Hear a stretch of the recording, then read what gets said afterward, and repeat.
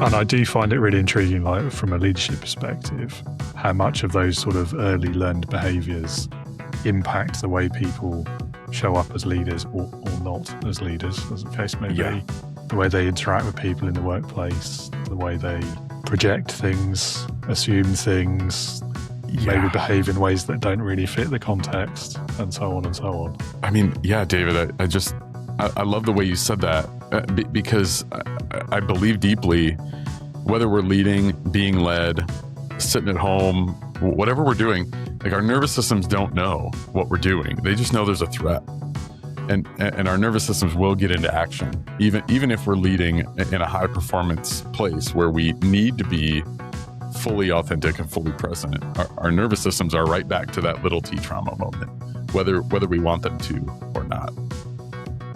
Yeah, it's kind of annoying, isn't it? Yeah. Super annoying.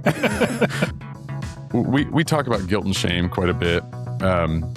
We, in our kind of work with leaders and their work on little T trauma and emotional health, guilt is one of these things where like guilt can actually be productive for us. If I do something wrong, like that can actually be empowering for me to name that and to feel that. Shame, however, is often connected to this inner critic, this feeling of not being enough. So shame is I am bad or I am wrong. Guilt is I did something bad.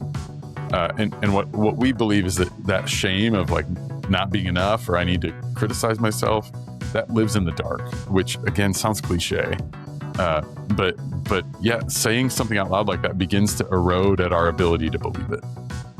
It begins, even if it's just to one person or in a journal, even sometimes writing something down.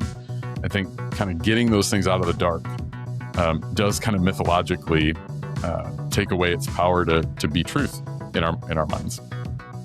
Early in my leadership career, I had a leader that I was probably responsible to report to this leader on some level, but not directly. He would say, "You can never let your people see you bleed." And I remember like in the moment I was young and I'm like, it just doesn't feel great. I get the sentiment, the sentiment is this one of like power and like the leader is strong and that sort of stuff. But yeah, the further I got away from that comment, the more isolating it felt. I mean, what's true is like we do bleed. And there is certainly some wisdom and discernment around like who we allow to see what. But yeah, it just hit me in that moment so isolating. I would hear him say it and I would just like bristle at it. I kind of just felt bad for the person of, man, who do you let into that place? And like how are you handling that? But yeah, I think you're right that there are some mental models, some older mental models that keep leaders in those places that create more isolation than they prevent. Yeah, I mean, cringy is the right word, isn't it? Yeah. That whole narrative about leadership and strength is pretty problematic anyway. I think it always has been, to be honest, but it's becoming a bit more acceptable to say this now. Yeah. Like, what if you get a paper cut in the office and your finger's bleeding? Do you have to immediately leave the room? Is that what you were saying? Like, I think so, yeah. Yeah. But also, like, hiding weakness isn't the same as strength, is it? That's so good, David. I'm sitting there after somebody in the organization had made a mistake. The business manager made a mistake, and none of us got paid on time. Like, direct deposit was a week late. I watched the leader of the organization set up the story, hey, I know there's been this mistake.